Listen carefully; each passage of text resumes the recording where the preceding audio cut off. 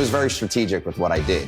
I wanted candy, couldn't find it. So I said, Ma, I want to go to Costco and get a membership. I want to buy candy. I want to see if I can make any money. So I graduated freshman year and made probably $25,000. And then I started to recruit. So sophomore year, I had 7 kids selling candy for me as well as myself. Junior year, I had 17 kids selling candy. And then senior year, I had 27 kids selling candy. So those 3.5 years, I made almost $400,000, which allowed me to have the money in order to buy my first multifamily. You're the Willy Wonka of real estate. It's fantastic. And that is now ordained.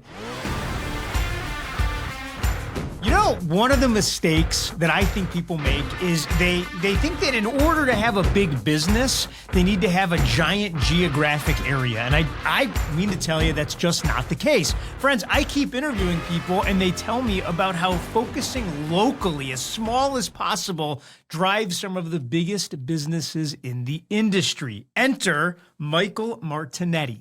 Michael's team is going to do over $250 million in volume this year. And friends, he focuses on 17,000 houses. It's a small city that he's in. Now, naturally, he's getting pulled into other cities around it. But he is going to tell us exactly how to wake up every day and run a huge business in a relatively small town and have giant success. Sit back and buckle up.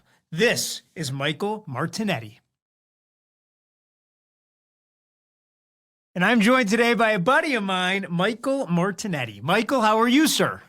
Good. How are you? I am fantastic. Now, we're bombing into your vacation. You're at the beach house. And so I'm grateful that you're here. Thanks for joining us today. And thanks for having me. I'm grateful to be here. All right, brother. How did you find your way into the greatest industry in the world? It's funny story. So I was a teacher for 5 years, and we would rent shore houses. And all right, hang on. What'd you teach? What grade level?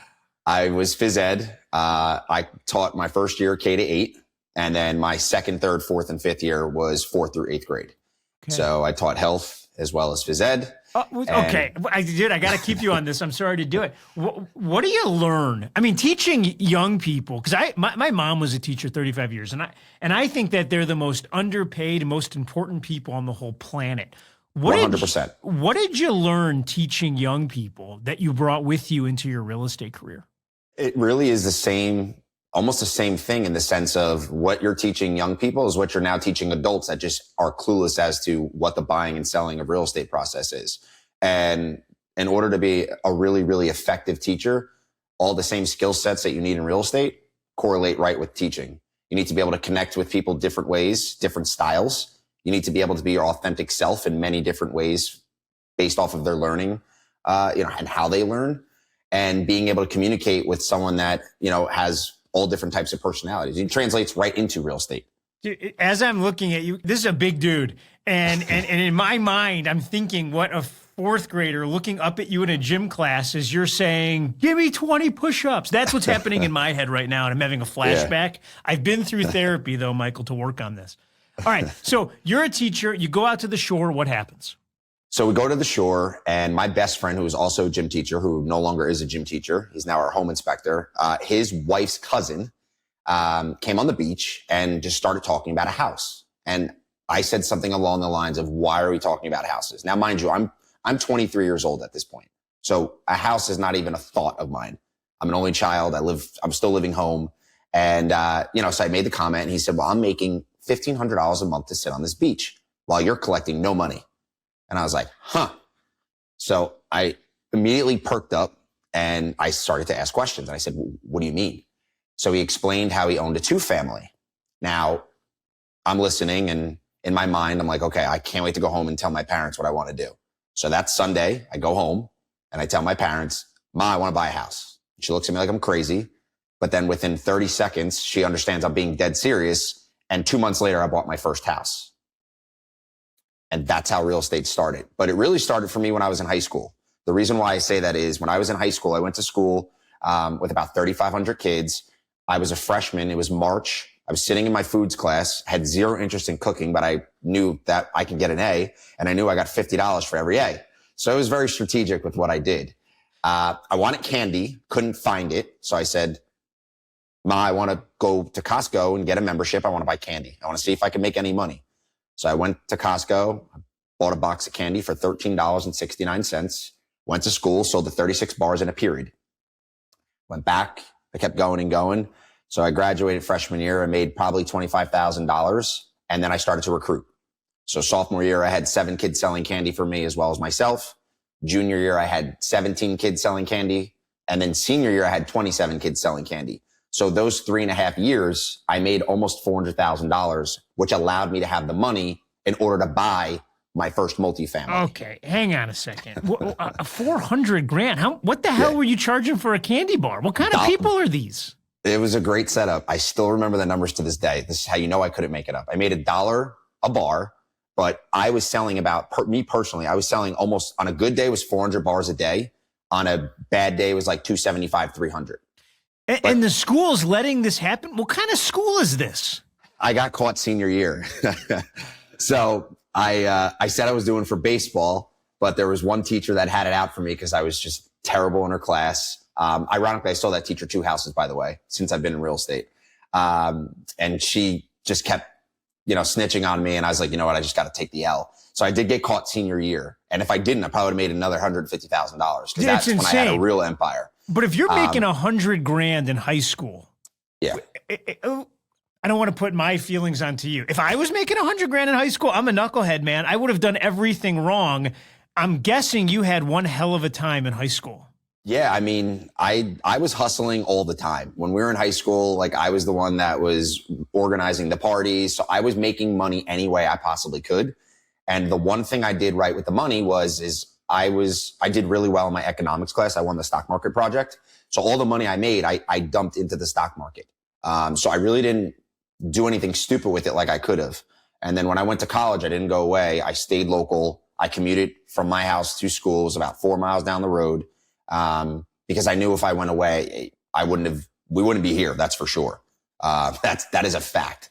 So I did what I had to do. And then, yeah. So you buy this house, you move out of mom and dad's house. You now own. No, I lived in mom and dad's house till I was 29. So you bought it and just made it a rental, and then you live in mom and dad's house for another 7 years? Yes. Yeah. Yep. Okay. So once you understood the power of buying real estate, do you stay a teacher? When do you actually get into the real estate business? So I saved every dollar I made until I was 26. That was my 5th year. And in New Jersey, once you teach 5 years in a day, you're tenured. So I told my mother after I bought my second house at 26 in April that I was quitting teaching and I was going to go get a real estate license. And she went nuts on me, went berserk. And I didn't listen. I quit. I didn't want tenure. I didn't want to have any kind of, I wanted to be very vulnerable because I knew that I'm somebody that does well when you tell them no, or you're not going to do it. I will do everything I can to do it. So I didn't want any safety net. I didn't want any comfortability. I just wanted to get in, do it, and see what I could do. My goal was to sell 20 houses a year and buy a multifamily. So by the time I was 40, if I didn't want to work, I didn't have to. That was my goal going into real estate. So fast forward through the first year, do you have success right off the bat? First 6 months, I sold 6 houses. Last 6 months, I sold 31. Okay. I want to get into the model you're going to teach us today, but I have to ask because no one does that in their first year. Very, very few people. What was the lead generation lever that you were pulling that helped you sell all that real estate? So what I was doing was I was making the world's worst Instagram and Facebook posts that I possibly could of anything that I was doing successfully in real estate because it was free and I could afford that. And then as I started to make money, I started to buy Zillow leads, which are not what they used to be, but I converted them at a very high level. And I just focused on everything around where I grew up because I grew up in a big town, very, very blue collar. Everybody knew me because of selling candy. I knew 7,000 people, right? That knew me as the candy guy. I was the candy guy. If you went to my high school today and asked anyone there who the candy and how it started, they're all going to tell you my name. So I knew I had that following. So I just did everything I could to just focus on getting those people to understand that I'm no longer a teacher and that I'm selling real estate. So when I was at a home inspection, I did, and you got to see how bad of a quality it was, but it was free. And then as I started to make money, I just focused on that. And then I started to do mailers and it just kept going and going. And I just focused on my sphere. And that's how I built my whole business. Dude, you're the Willy Wonka of real estate. It's fantastic. And that is now ordained. Okay, so friends, you know what time it is. We're going to switch gears and we're going to actually start documenting a model. But before we do, I want to ask you, the name of the show is the MREA podcast. It's the People's Podcast, Michael. Did you read the book, The Millionaire Real Estate Agent? I did not. I've read one book in my life due to my coach, who made me read Rocket Fuel. I read that. It was painful. But I did pay attention to the page that he pulled up on one of our first coaching calls to show me what I'm supposed to be spending to run a successful business. So I know that page, but other than that, here's the reason I knew the answer. I wanted to raise the question because you're not a reader, but you're a voracious learner. Yes. So the knock on you, man, when I ask people about you leading up to this, they said that you're wildly curious. You call and ask a ton of questions, and you're constantly looking to find people doing things interesting and documenting how it works. Yeah. And I also try to see how they're doing it and find a better way that works for myself, right? I know my strengths just as well as I know my weaknesses. So I'm make a mistake, fix it, understand what I did wrong, don't ever do it again, and then continue to try to build on that. So I'm more of like an experience-based learner than like if I read books, I fall asleep. That's how I am. I know that works for me. And I know it's very unique. Dude, I love it, man. What I want to demonstrate is that there's no one way to be successful, because you look up, you're selling $250 million a year worth of real estate. So you definitely are doing something right. What is the thing that you all do better than everyone else? What's the driver of all this? Yeah, so we really, really dominate our market. We're in a small part of New Jersey. We're on the central east side. It's called Union County. And if you were to just cut the county in half like this, we sell about 200 to 250 houses within 6 towns. And the reason why we do that is everything that I do is strategically planned. If you're driving, you're going to see my billboards everywhere. All right, don't give it away yet. Friends, we're about to document this. We're going to go step by step and unpack exactly how to become that successful in a target market area. I'm taking the notes. You don't have to take the notes. I'm writing them down, gang. The notes come out every Thursday. And so if you don't get them, head over to MREAnotes.com. That's MREAnotes.com. Enter your email address. We send them out to you. So if you're bombing down the highway at 120 miles an hour in a brand new Range Rover because you're a realtor, don't take notes. I'm doing the work. Michael, tell me exactly how to win my market area. What's first? The first thing is using what's free to everyone, and that's social media and making relevant content, whether it's good, bad, or horrific, because you cannot make worse content than I made. I mean, half my pictures were sideways because I'm so bad with the phone, but I always had the messaging behind it that caught people's attention. The picture was like this, but I explained what it was and I explained the journey, and people started to realize that I'm in real estate. And that's really what started to propel me. Nope, not letting you get away with it. I need you to walk me through, because you make it sound like a beautiful accident. And maybe it was. But if you're coaching me, like it's my first day. Yeah. Dude, how many videos am I making? What are they about? How long do they need to be? What do I say into the camera? Make me Jedi right now. Yeah, so it wasn't any videos. It was just pictures. Or I would do like a 30-second story of me at someone. I would say I was at a home inspection, but it wasn't mine. I was at somebody else's home inspection, but I posted that I was on an inspection. I would go to appraisals. I would do anything I could to understand the business, but to also make me look extremely busy. Because what you don't realize is that as long as you're posting things, no one in the real world knows if it's yours, if it's somebody else's, what you're doing. They just see that you're busy. And if they see that you're busy, they're going to assume you're doing really, really well. Little did they know I was not doing really, really well until I figured it out. And then as soon as I started to make money, I pumped it right into my business. That is the number one thing I did correct. I did not stack my money. I did not just sit on it. I didn't go buy a nice car. I just pumped it all into my business to really try to get the foundation set up, because I knew if I could figure this out and I could build a really strong base, that I could do really, really good things, because there's no ceiling on us. There's no ceiling in real estate. Okay, stay with me on social media for a second. If you're telling me to do it today, are you suggesting, am I posting daily? Am I finding a reason to post something real estate daily or twice a week? How would you do it? Knowing what I know now, I would do video content and all things that really I wasn't courageous enough to do at that time. but I was just posting, I would say I was probably posting like 4 to 5 times a week, whether it was a story or a post. And it was just of anything that was a successful win. And even if that was as little as me being at a home inspection or an appraisal. Were you telling the audience what you're doing and explaining it and unpacking it? Yeah, I was like at a home inspection with my client, hopefully this goes well. Like really just basic stuff, but it worked because people were reaching out to me and I was selling out of the 37 houses my first year. I sold 18 of those homes to people that were in my sphere. Mm-hmm.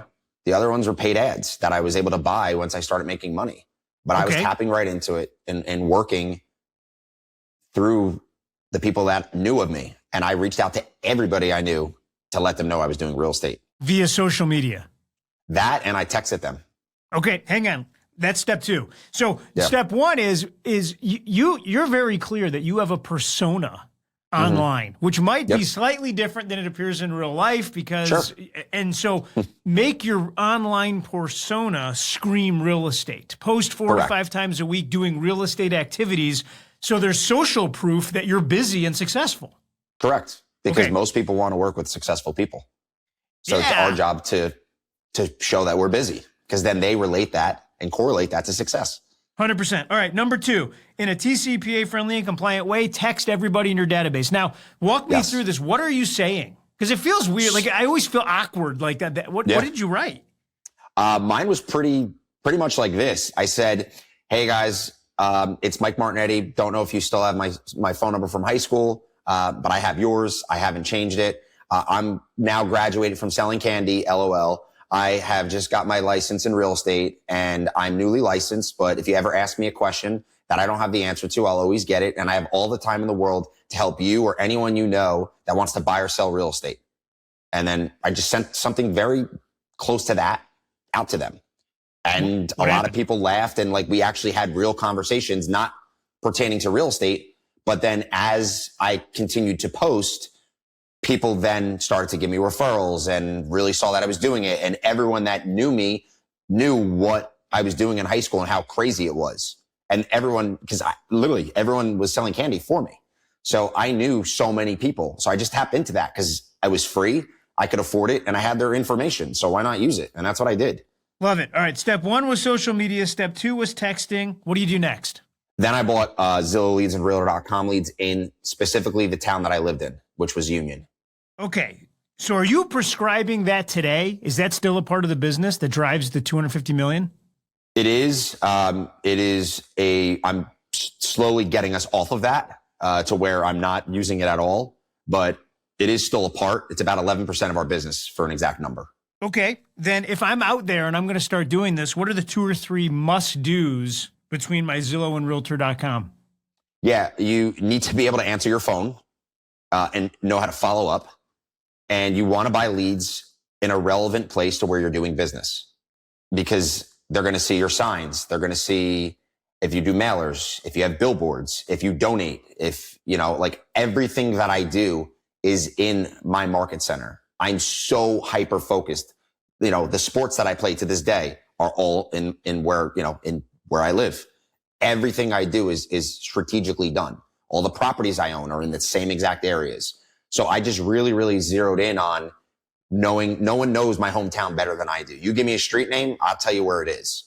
So being able to have that ability to communicate with these clients that are clicking on, I want more information on a home, especially in our market. Most of the people that we're selling houses to aren't local. They're coming from New York, or they're coming from up north, or they may coming from down south, or they're coming from across the country, right? Because we're right across the river from the city. So it's a big idea, man, because I think a lot of people look up and they get a real estate license and they say, I'll sell real estate anywhere, which, by the way, at the beginning, I get it. You follow the deals. You're saying go small to go big, that it might be easier to overwhelm a smaller geographic area than do little pieces of a larger one. 100%. And exactly how I planned it, once I understood, I remember like 6-7 months in, I'm like, I think I'm going to be like decent at this. And I think I know exactly what to do. And exactly what I kind of set out to do is exactly what I did to this day and am continuously doing. My market share is just getting bigger and bigger every single year, year after year. Well, that's what I'm trying to get to the bottom of. Exactly how do you do it? So You ran the social, you ran the text, you start buying leads. What's the next step? Hired my first staff member. Okay. Walk me through that. I sold 139 houses myself by putting all the listings up myself, the lock boxes on, the signs in the lawn, doing my own paperwork. And I don't know how I did it. I really don't, but I did it.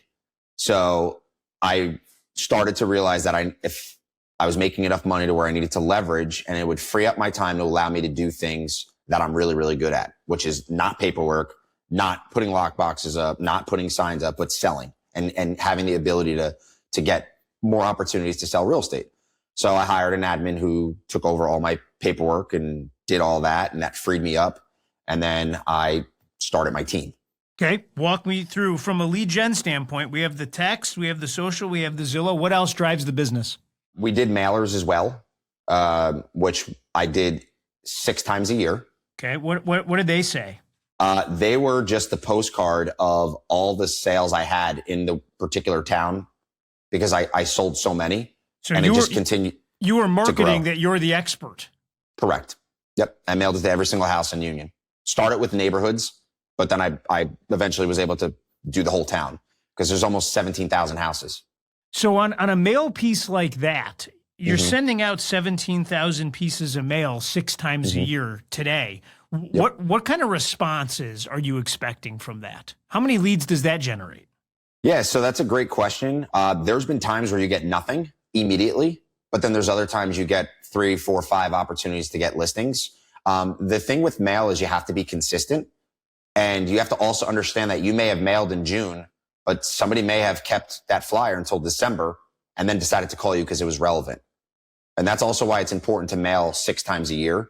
So for us, we're seasonal. So we do our first mailing in the new year, right in January, February, and then we do March, and then we do April, and then we do May, and then we do June, and we do July, and now we do August, and then we'll do one like between September and October. I get it. So you're front loading. You're trying to do like a winter, so you get a summer explosion. Correct. That's exactly it. Got it. You know, is there a call to action on these mailers? Yeah. So, I mean, in the beginning, it was my cell phone number, but now that we're where we are today, we have a QR code where all I have to do is scan it. It goes right into our CRM, and then our ISAs call them within seconds, has our phone number as well. I mean, it's very, very it's obnoxious. I mean, it's 11 by 8 of 100 and something homes that we sold in the last year in that one town. And it's very self-explanatory card. Love that. All right. What else do you do to drive the business? You said billboards earlier. Yeah. Then I bought Billboards. Walk me through that. Why'd you buy it? Why'd you do that? Because I didn't have enough listings at the time. So I figured if I don't have signs in the lawn, I'll pay for signs in the lawn. So I bought all the billboards in the towns that I do business in or wanted to do business in. So people constantly saw me.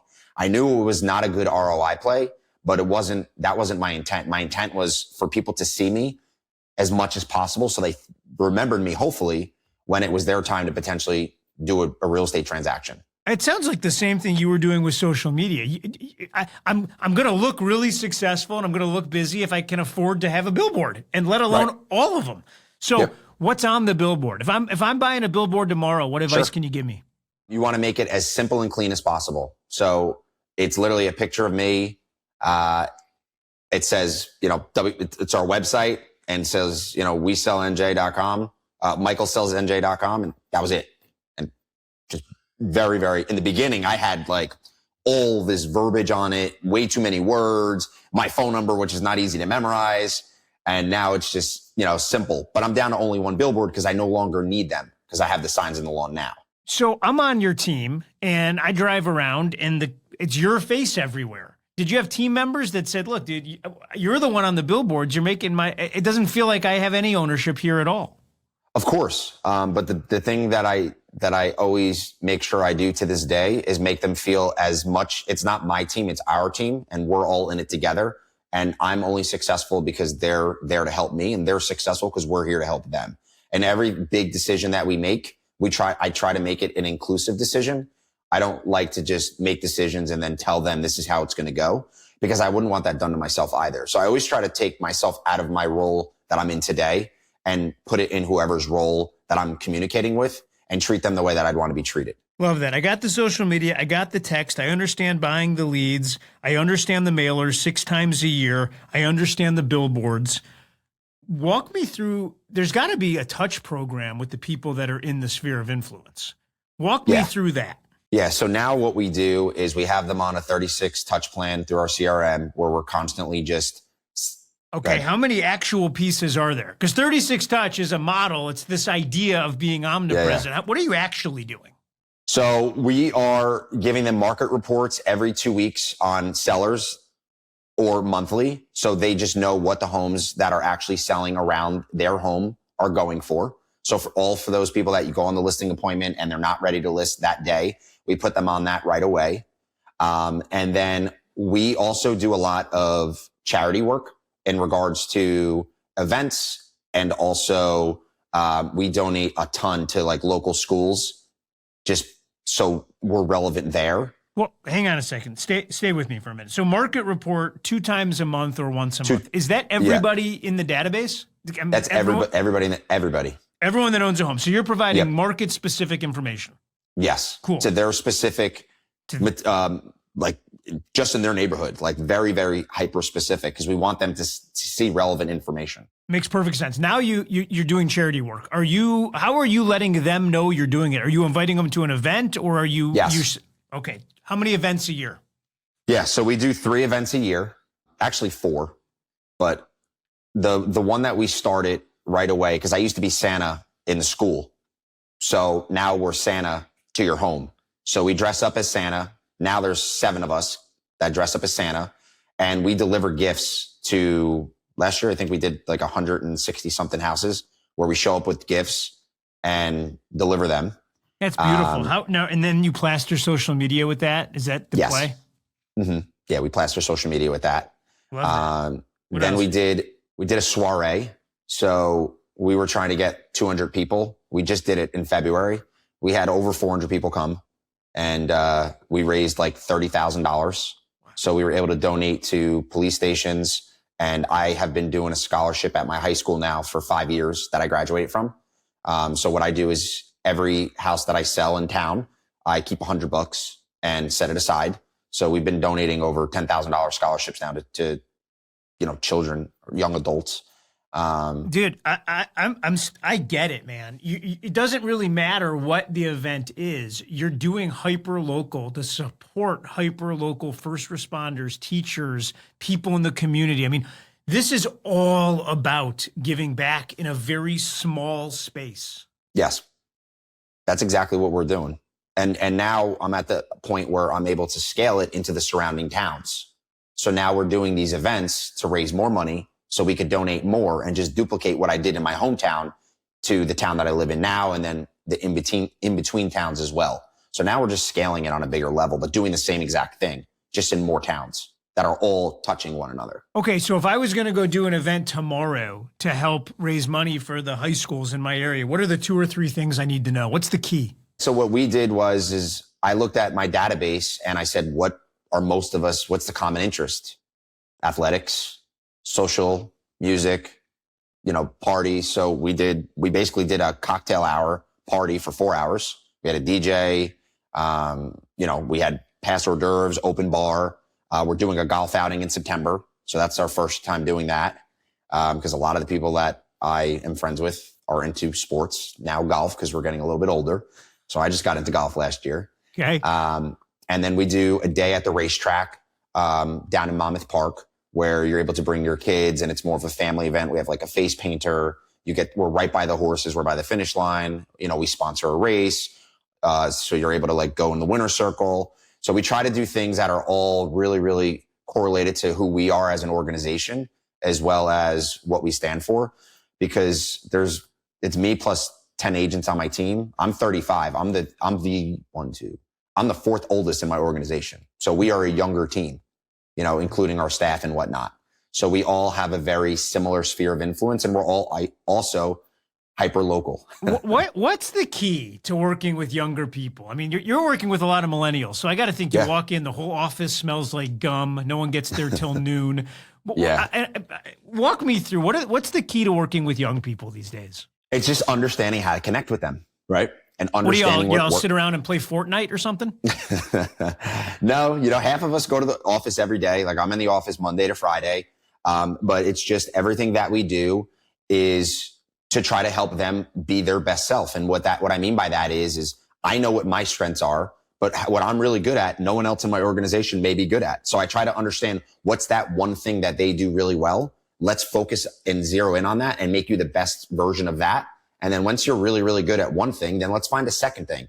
Because really in real estate, if you can perfect more than one thing, you're going to be really, really successful. So we really try to figure out what's best, to put them in that light and make them focus on it. I love that, by the way. And if I'm on your team, are there certain things I have to do? Walk me through a day in the life. Yeah. So I run the business very European. My staff is in the office Monday to Thursday. We started summer Fridays, but now Fridays, they're able to work from home for the entire year. Every holiday that there is, they're off. Any holiday doesn't have to, any holiday they're off. I don't make the agents do anything because I wouldn't want someone to make me do something. But what they all have to do to stay on the team is sell more than 13 houses. That's what they have to do. And they all know the activities that they need to do in order to do that. But I don't micromanage them whatsoever, just because I wouldn't want to be micromanaged myself. And okay. I love this idea, right up until I actually start thinking about it.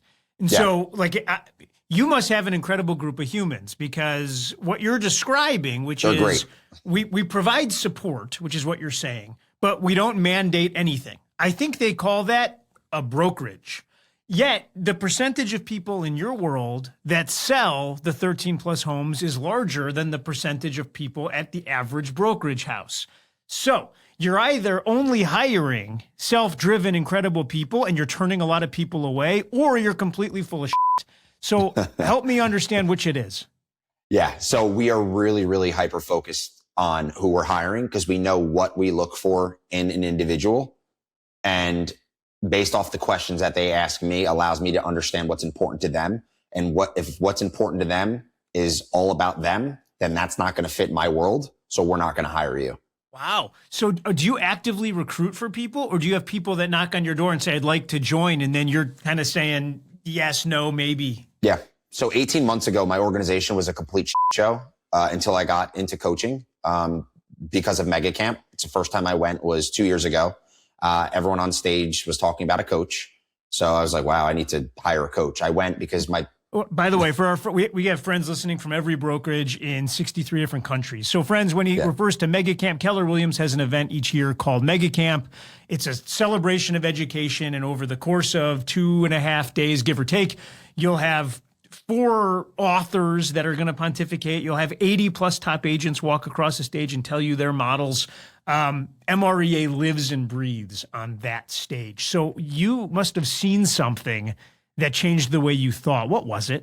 It was every agent that went up there was talking about a coach, because I went from 377 transactions to 326 to 260. So I said, okay, I'm doing something wrong. I'm going to go to one of these events and see what it's about. So that was 2 years ago. So 2 years ago I went and then luckily you guys brought up 3 top coaches. So what I did is I found their emails. I emailed them all. And then I saw Jordan Freed. I went up to him. I stood there for 30 minutes, awkward as hell, staring at him. And he didn't look at me while he was finishing his conversation. And then I just 30 seconds blabbed whatever I could out of my mouth to tell him like what I'm doing, why I need help. And I told him I'll be one of the highest motivated people you'll ever coach, but I need a coach because my business is going backwards. Wow, man. Jordan's not a cheap date. I mean, you hired one of the elite coaches and it's expensive. Yeah. When you heard the sticker price, did you hesitate or did you? No. Well, what is it? Has it been worth it? It was the best thing I ever did in my life. We wouldn't be on this call right now if I didn't do it. Wow. He changed my life. He changed my organization's life. Well, because where we are. What could he doesn't wear a cape. What did he do and what did he analyze and what did he say? Or what was the cadence? What was it about coaching that had such an impact? Because you're crushing it now. Yeah. And we went backwards last year, but we still went forwards. I undid all the things that I was doing wrong, but we still grew by 75 units. And now we're going to grow again by 75 units. He understood everything that I was doing wrong. I'm a highly, highly, highly, highly motivated person. And when I'm into something, I give it my all, and I will work. No one will outwork me. No one will work harder than me. No one will work smarter than me. That's my mindset. So everything that he would tell me to do, I went out and I did it at the best level I could. Give me an example. Yeah, I mean, in the beginning, we had like, my CRM was a disaster. How we were doing things, we had no systems or processes in place. The only thing I did well is I had my numbers right. I always knew my numbers, so we were able to use the numbers to start to tweak things, and then we just built out systems and processes in place. And I set metrics that you needed to have in order to stay on my team.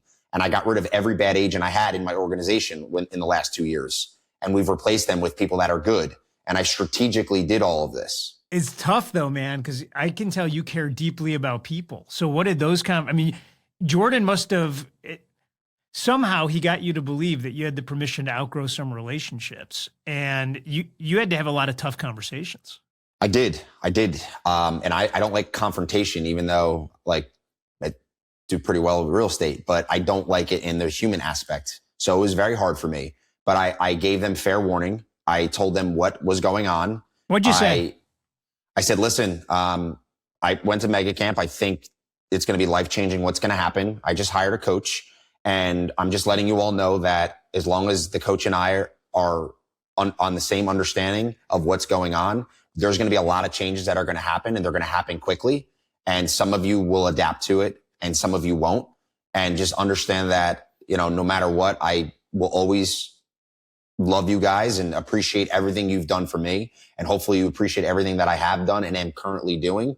But things are going to change because we're going backwards. And I'm not here to lead an organization backwards. I'm not here to not be able to give the staff raises every single year.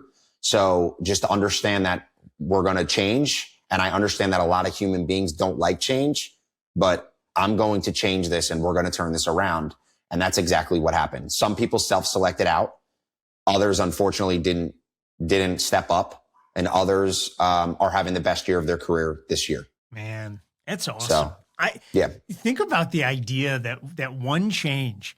Gary Keller, and for those of you that are new to the show, Gary Keller, together with Jay Papasan and Dave Jenks, may he rest in peace, wrote the book, The Millionaire Real Estate Agent, which is the namesake for our show. And Gary always says that in life, anytime you hit a ceiling, regardless of what it is, you're missing a relationship. You're missing a person. And man, you literally just said that exact thing in your story. Yeah. Yeah. And he knows it. I tell him. Awesome. He's going to get a big head from this, We're going to have to call him in advance. I already know. His head is already big for me. He's always right. He's awesome, dude. If you're out there living a freed life, and if you are, you know exactly what I mean when I say it. Love what Jordan's doing. All right, last question for me, my friend. You are probably unique in the way that you had a bunch of money before you even went to college. Mm-hmm, I did. And now you got a lot of money, no doubt. What gets you waking up with this sort of intensity every day? You could probably drive whatever you want. You could probably live wherever you want. I'm looking at your beach house and it's tremendous. You're still going as hard as you were the first. Why? What in the morning, something happens. What is it? I'm not motivated by money. I'm motivated by success. So I have a job to do for, my kids. I have a job to do for my wife. I have a job to do for those that are in my organization. And that's to create as many opportunities for them to make money as possible. And that's what I've done. So I am running my business. I'm about to open up a construction company. We have a team flip going on. I own a lot of rental properties. We're building a bunch of new construction. So I'm doing all these things to make sure that the people in my organization understand that real estate is one path to money.